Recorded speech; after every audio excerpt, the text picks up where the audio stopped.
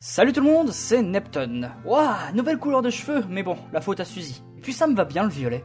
Aujourd'hui, je vous fais une petite vidéo pour vous partager une polémique peu connue à propos de Super Smash Bros Ultimate. Cette dernière dont je vais vous parler a eu le mérite d'être assez subjectivement pas nécessaire. Bon, je suis un peu en retard sur le sujet, mais je tiens quand même à ajouter ma pierre à l'édifice. C'est une polémique qui date de début novembre concernant un personnage du roster du jeu Mr. Game & Watch. C'est un personnage qui est là pour représenter l'ère de ces petites consoles portables à cristaux liquides qui font partie de l'histoire du jeu vidéo à la même année que Pac-Man. Dans Smash Ultimate, tout a été retravaillé sur ce personnage présent depuis Melee sur le moindre de ses coups qui sont chacun une référence au jeu Game & Watch.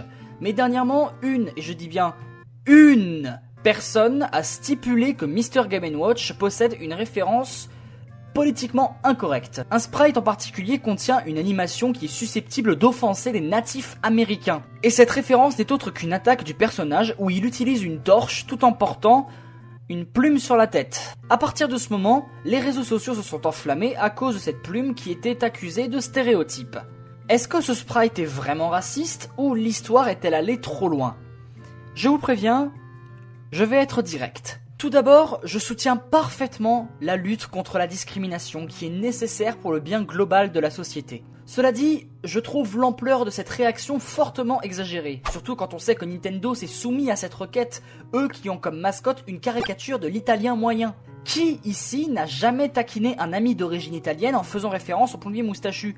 Ce qui me dérange particulièrement dans cette polémique, c'est qu'à ce prix-là, on peut voir le mal partout.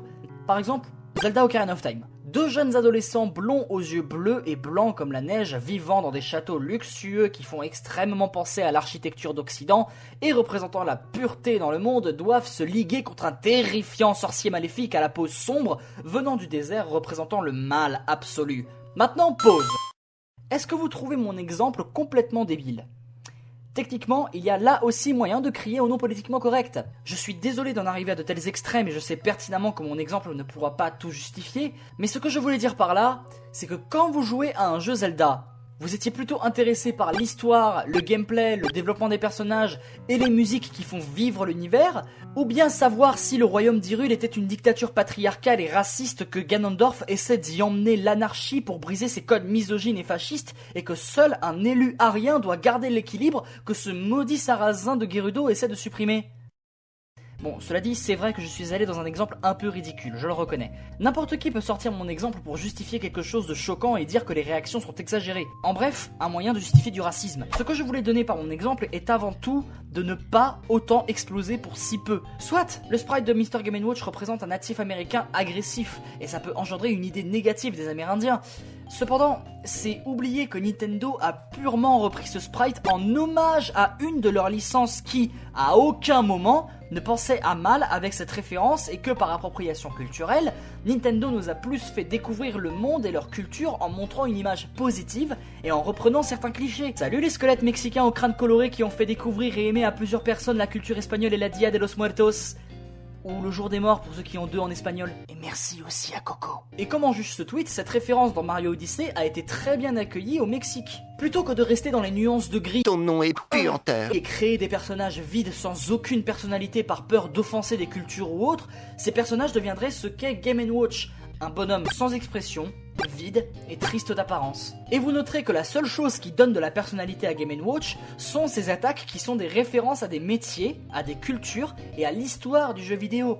Et c'est ça qui rend Game & Watch unique. Encore une fois, je ne dis pas qu'on peut justifier des caricatures offensantes, mais si on doit se plier à chaque fois que quelqu'un fait une remarque, ce n'est plus l'intégrité sociale qui est menacée, mais complètement toutes les cultures, et on se retrouvera dans un monde où tous les héros de jeux vidéo, de films et de livres sont des Game & Watch.